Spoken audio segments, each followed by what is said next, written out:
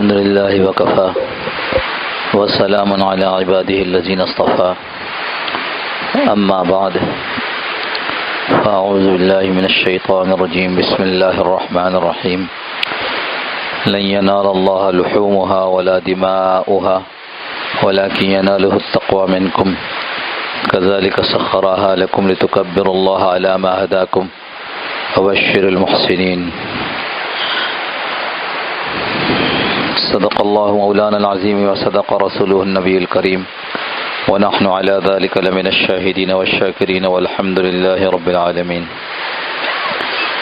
اللهم صل على سيدنا مولانا محمد النبي الأمي وعلى آله وسلم تسليما كثيرا كثيرا اللهم رب الحل والحرام ورب البيت الحرام ورب الركن والمقام أبلغ لروح سيدنا مولانا محمد منا السلام.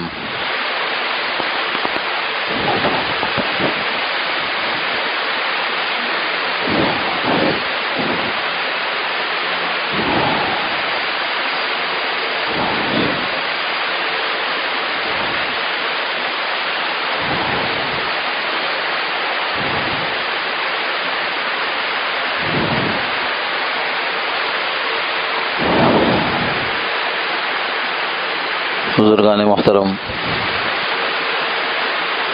اللہ جل جلالہ امن والہ نے حضور اکرم صلی اللہ تعالی علیہ وسلم کو جو دین دے کر بھیجا اس میں سراسر فائدہ ہم انسانوں کا ہے.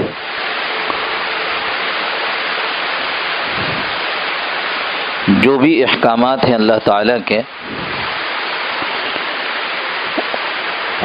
اس میں سے ہر حکم وہ ہے جس میں بندوں کو نفع ہو.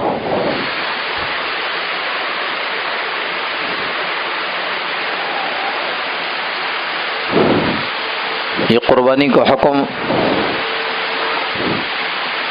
اللہ جل جلالہ من والہ نے ایسا رکھا کہ جس کے ہر جز میں ہم انسانوں کا نفع ہے.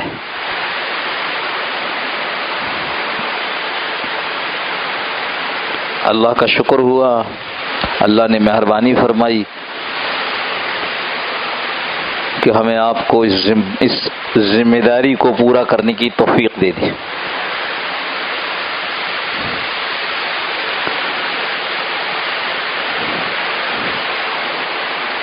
یہ یقینی طور پر تو نہیں کہا جا سکتا، کم از کم میرے مطالعے کی علم کی حد تک، لیکن جتنا جانتے ہیں اس سے معلوم یہ ہوتا ہے کہ یہ وہ پہلی عبادت ہے جو اللہ کے حضور میں پیش کی گئی. آدم علیہ السلام کے دو بیٹے قابیل اور حابیل،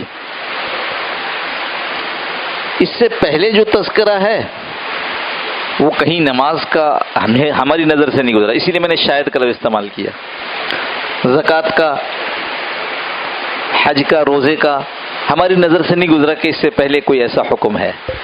میں پھر کہتا ہوں شاید کا لفظ اسی لیے استعمال کیا. ایک سجدہ ہے جو ملائکہ سے کہا گیا کہ یہ کرو اور شیطان نے نہیں کیا، اس کا ذکر ہے اس سے پہلے. لیکن وہ سجدہ بھی سجدہ تعظیمی ہے، سجدہ بندگی نہیں ہے، عبادت کا سجدہ نہیں ہے، وہ تعظیم کا سجدہ ہے. عبادت کے حوالے سے اللہ کو کچھ پیش کرنا، اس میں سب سے پہلے جو ہم مطالعہ کرتے ہیں تو یہی بات آتی ہے کہ قابیل اور حابیل کو کہا گیا کہ تم اپنی قربانی کو پیش کرو. جس کی قربانی قبول ہوگی، جو رواج بنا وہ یہ کہ آگ آسمانوں سے آئے گی اور کھا لے گی.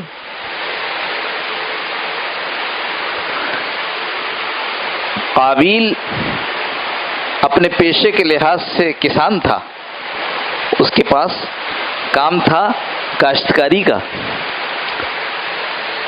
تو اس نے اپنے ہاں سے غلے کا ایک ڈھیر اٹھایا جس کو بعضوں نے لکھا ہے کہ سب سے خراب تھا، اور کہتا تھا کہ اللہ کو غلے کی کیا ضرورت ہے جو اچھا پیش کروں۔ حابیل گلہ بانی کرتا تھا، گلہ سمجھتے ہیں، مویشی چراتا تھا، اس کے پاس مویشی تھے، اس نے مویشی میں سے ایک جانور رکھا اور سب سے عمدہ، اور یہ کہا کہ جب اللہ کو دینا ہے تو سب سے عمدہ دوں، اور جس پہاڑ پہ یہ رکھا گیا آگ آئی اور اوپر سے اس کے جو جانور تھا اس کو کھا لیا، اور قابیل کا وہ غلہ جو تھا وہ پڑا رہ گیا۔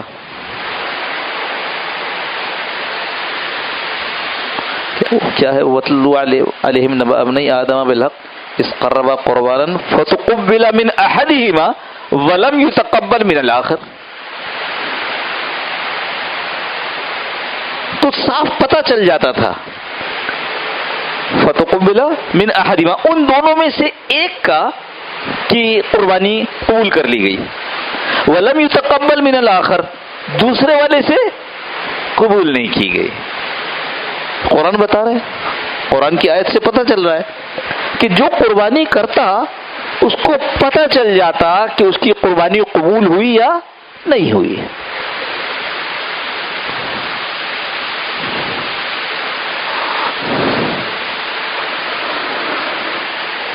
ہمارے زمانے میں اللہ نے فضل فرمایا اور ہم جیسے گناہگاروں کی ستاری فرمائی، ستاری فرمائی، ہم پر پردہ ڈال دیا، سب رل مل گئے، جو اچھا ہے جو برا ہے، جس کی قبول ہوئی جس کی قبول نہیں ہوئی، کسی کو نہیں پتا۔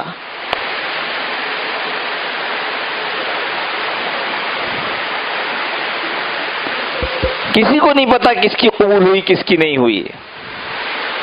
ہاں، قیامت کے دن سب کھلے گا، جس دن کہا جائے گا وَامْتَازُوا الْيَوْمَ أَيُّهَا الْمُجْرِمُونَ۔ پھر جو یہ دنیا کی خلط ملط ہے نا، کہ میری بڑی داڑھی دیکھ کر آپ نے کہا مولوی صاحب بڑے نیک آدمی ہیں، یہ تو صرف یہیں تک ہے،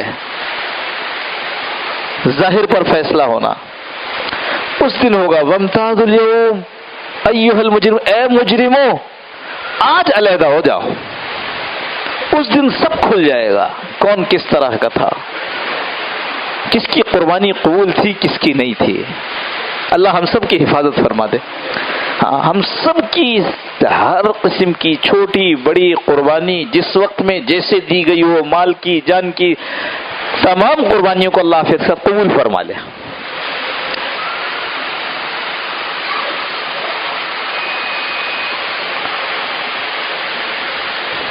تو یہی جو قرآن کریم کی آیت اذ قربا قربانا فتقبل من احدهما ولم يتقبل من الاخر قال لاقتلنك قال انما يتقبل الله المتقين، ایسا ہی ہے۔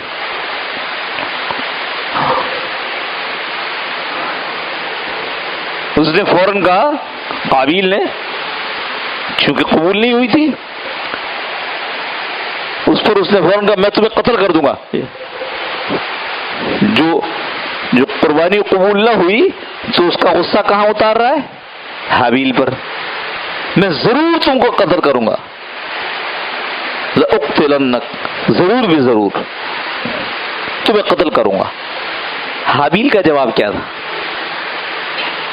قال، حابیل نے کہا ہے انما یتقبل اللہ المتقین، اللہ تو تقوی والوں کی عمل کو قبول کرتا ہے۔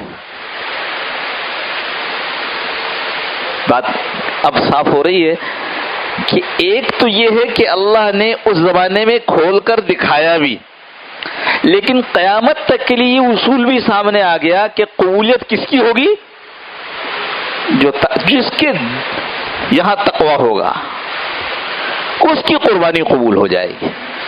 اور یہی بات جو میں نے ابھی آپ کے سامنے آیت تلاوت کی، لن ینال اللہ لحومها ولا دماؤها، ہرگز نہیں پہنچتا اللہ کو. لن ینال اللہ، اللہ کو ہرگز نہیں پہنچتا کیا؟ لحومها، یہ جانور جو تم ذبح کرتے ہو ان کا گوشت، ولا دماؤها، اور خون بھی نہیں پہنچتا ان کا. ارے ہم نے تو قربانی کی. تو جو مشرکین تھے عرب کے، وہ بتوں کے سامنے قربانی کرتے اور اس کا گوشت بتوں کے سامنے رکھتے اور اس کا خون بتوں کے چہرے پر ملتے تھے.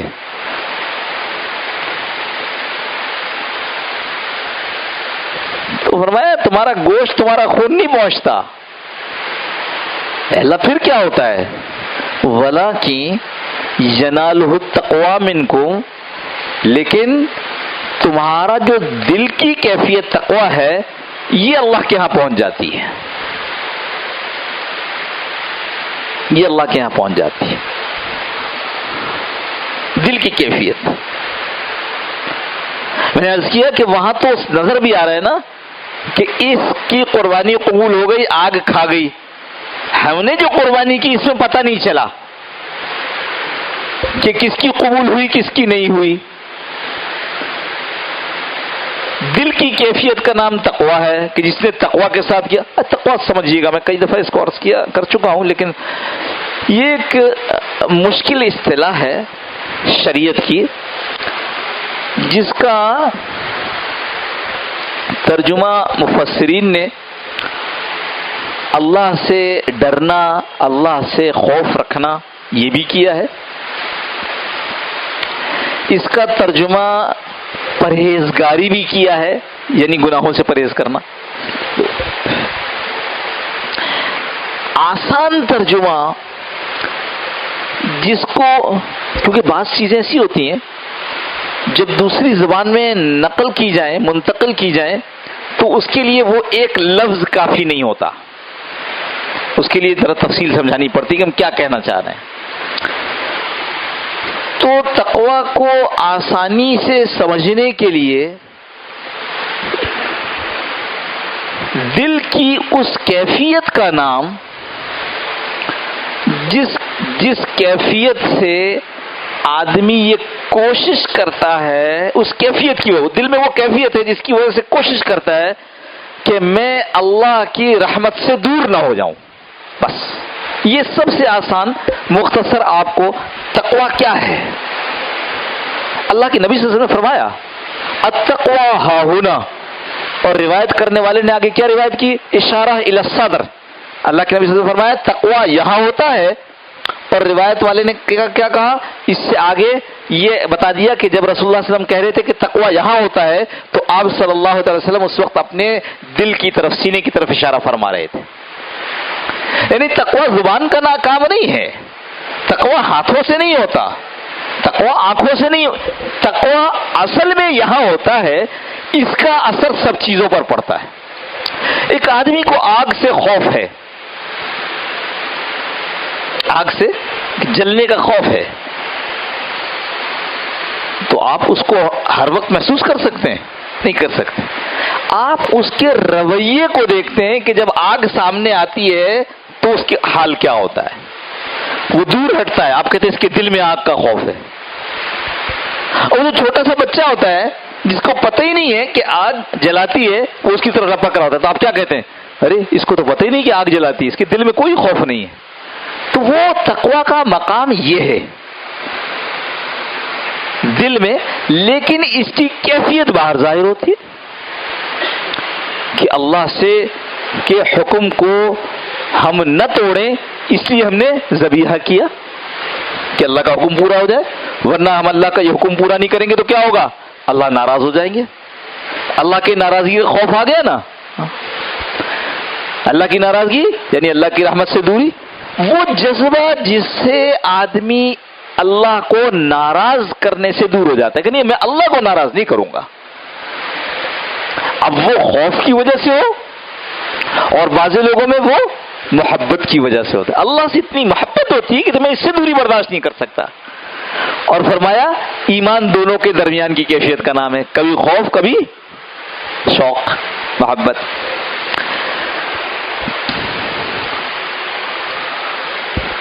تو اس واسطے جنہوں نے بھی قربانی کی, کم زیادہ, وہ قربانی پر رکے نہیں بلکہ کیا کرے, اب اللہ سے استغفار کرے کہ اے اللہ پتہ نہیں میری یہ قربانی قبول ہوئی کہ نہیں ہوئی. آگ آتی اور کھا جاتی تو ہم سمجھ جاتے پتہ نہیں قبول ہوئی کہ نہیں ہوئی. جیسے حضرت رسول کریم صلی اللہ تعالی علیہ وسلم نے یہ تعلیم دی کہ جب نماز ختم فرماتے تو 3 دفعہ کہتے استغفر اللہ استغفر اللہ استغفر اللہ. کیا کوئی گناہ کا کام کیا, کوئی برائی کی, کیا اللہ کو ناراض کیا ہے نماز پڑھ کر کے؟ نہیں, بلکہ اے اللہ جیسی عبادت تیرے شان کے مطابق کرنی چاہیے تھی ایسی عبادت نہیں کر سکے, اے اللہ کمی کوتاہی کو معاف فرما دے. استغفر اللہ استغفر اللہ استغفر اللہ. آپ بتاؤ کیا ہم وہ سجدہ کر سکتے ہیں جو اللہ کی شان کے لائق ہے؟ نہیں کر سکتے. ہم تو کبھی کبھی کسی کا پڑھتے ہیں کہ جی فلانے کو سجدے میں موت آ گئی, تو اندر سے ہم تو یہ ڈرتے ہیں, ہم اپنی کیفیت بتا رہے ہیں, یہ کہیں ایسا نہ ہو کہ ہماری سجدے میں موت آوے اور اللہ کہے تو سجدہ بھی کر رہا تھا پھر بھی تیرا دھیان کہیں اور تھا. ہاں, اس لیے استغفار تو قربانی کے بعد, قربانی کا عمل تو ہو گیا, اب استغفار کریں. اللہ پتہ نہیں ہمارے اندر کتنا اخلاص تھا, پتہ نہیں ہماری تقوی کی کیا. دیکھو جس نے زیادہ کیا اس کو بھی اس بات کا خطرہ ہے کہ کہیں ریا اور عجب تو نہیں آ گیا. ریا کیا مطلب؟ ہمارے گھر میں اتنی گائیں ہوتی ہیں, لوگ دیکھ رہے ہیں, ریا. اور دوسری چیز کیا؟ عجب. لوگ دیکھیں نہ دیکھیں, میں اپنے اندر بڑا مسرور بڑا خوش ہوں کہ میں نے تو اتنا کر دیا. نہیں, میں نے نہیں کیا, میرے اللہ نے مجھ سے کروا لیا. تو جس نے زیادہ کیے, خوب ایک کیا بڑا تنومند جانور کیا, اس کو ڈرنا ہے کہ کہیں اس میں ریا عجب تو نہیں آ گیا. اور جس نے کم کیا, ایک کیا, جس نے کمزور کیا, اس کو بھی ڈرنا ہے کہ کہیں ایسا تو نہیں کہ میں نے بخل کی وجہ سے ایسا کیا ہو, میں تو اور اچھا کر سکتا تھا لیکن میرے اندر کے جو بخل ہے, کنجوسی, اس نے مجھے روک دیا ہے. لہذا ہر ایک پر جس نے کیا ہے اس پر استغفار کر. لن ینال اللہ لحومها, اے اللہ تیرے پاس تو نہ گوشت پہنچتا ہے اور نہ تیرے پاس اس کا خون پہنچتا ہے, اللہ تقوی پہنچتا ہے. اور پتہ نہیں میرے تقوی کی حالت کیا ہے, میں خود جانتا ہوں کہ اللہ میں تو بہت گناہ گار ہوں, میرے دل میں تو اب تک وہ کیفیت پیدا نہیں ہوئی. اللہ جو کمی کوتاہی اس کو معاف فرما کر ہماری قربانیوں کو قبول فرما لے. یہ ہو گیا جنہوں نے کیا. جنہوں نے نہیں کیا, گزشتہ جمعے جب یہ مسئلہ بتا رہے تھے تو ہم نے بتایا تھا کہ بھئی یہ 7.5 تولہ سونا, 52 تولہ چاندی, یا اس کے برابر رقم, یا اس کے برابر آدمی کے پاس زائد از ضرورت سامان ہو, ضرورت سے زائد سامان جس کو استعمال نہیں کرتا ہے وہ پڑا ہوا ہے. اب مسئلہ پتہ نہیں تھا یا مسئلہ پتہ تو تھا پھر بھی اپنی کمزوری, بخل, کنجوسی یا غفلت سے نہیں کیا, پر تھا اس کے اوپر واجب, تو جیسے دوسرے واجب کی آدمی قضا کرتا ہے ویسے قضا کرے. وتر واجب ہے, آپ جب قضا پڑھنے لگتے ہیں زندگی بھر کی تو آپ کیا کرتے ہیں؟ روزانہ کی 5 فرض اور 6 وتر, اس سب کی قضا کر رہے ہوتے ہیں. وتر کیا ہے؟ وتر فرض نہیں, وتر واجب ہے نا. جو چیز واجب ہو اس کی قضا کرنی ہوتی ہے. جس کے اوپر یہ واجب تھا کسی وجہ سے اس نے نہیں کیا تو اس کو کیا کرنا ہے؟ اب اس کے قیمت کے برابر صدقہ کرنا ہے, کیونکہ ضروری جو ہے ذبیحہ وہ تو اس دن ہے جو وہ 3 دن تھے. اب اس کے بعد ضروری نہیں ہے. ہاں لہذا کیا کیا جائے گا؟ اتنا ہی رقم صدقہ کریں گے. بعضوں نے یہ کہا کہ اگر ہم بکری یا جانور ایک ذبح کر دیں ایک جو اگر میرے اوپر تھا تو پھر علماء نے اس میں لکھا ہے کہ پھر آپ کھا نہیں سکتے اس کو. کھانے کی اجازت کہاں پر تھی؟ وہ اس 3 دن والے ذبیحہ میں تھی، کیونکہ اللہ نے کہا یہ تمہاری دعوت کے دن، ضیافت کے دن ہے. اللہ تعالیٰ ہماری دعوت کرتے ہیں اس دن. بھائی گوشت تو اللہ کو دے دیا تھا نا ہم نے، قربان تو اللہ کے لیے کیا تھا، اللہ نے ہماری دعوت کی تھی تو ہم نے اس کو کھایا. اب چونکہ وہ دن نہیں ہے اس لیے اگر ذبیحہ کر دیا تو اس کا گوشت نہیں کھا سکتے، ورنہ بہتر بات کیا ہے علماء نے جو لکھا ہے وہ اتنا صدقہ کر دیں. اور بعض ایسے تھے جن کے اوپر ضروری نہیں تھا تو وہ نہیں کر سکے. ان کے لیے جو درخواست ہے، ہماری گزارش ہے، اب 12 مہینے باقی ہیں، ہر مہینے 1000 روپے بچا لیں تو اگلے سال حصہ ہو جائے گا نا. اللہ کی قرب کو حاصل کرنے کے لیے، اللہ سے نزدیک ہونے کے لیے اگر کوئی آدمی یہ سال بھر 1000 روپے کی قربانی کرتا رہے تو اس کی قربانی واقعی قربانی ہوگی، کیونکہ اس نے قربانی کرنے میں سال بھر قربانی کی ہے. اس کے پاس پیسے نہیں تھے، اس نے پیسے بچائے گھومنے پھرنے کے لیے نہیں، بلکہ اس لیے کہ میں اللہ کے راستے میں جانور قربان کرنا چاہتا ہوں. اب اس کی قربانی کس درجے کو پہنچے گی اللہ جانتا ہے. بڑوں کی قربانی کو پیچھے چھوڑ جائے گی، اس لیے کہ اس آدمی نے، اس کے پاس مال نہیں تھا، اس کے پاس وسائل نہیں تھے، اس نے پورے سال اس کی جدوجہد کی ہے کہ کیسے میں اس مال کو اتنا روکوں، یہاں تک کہ اگلے سال عید الاضحیٰ کے موقع پر میں بھی اللہ کے نام پر جان قربان کرنے والا ہو جاؤں. اللہ پاک ہم سب کو عافیت کے ساتھ عمل کی توفیق نصیب فرما دے. وآخر دعوانا الحمدللہ رب العالمین. پہلے اذان ہوگی اور اس کے بعد پھر سنت ادا فرمائیے.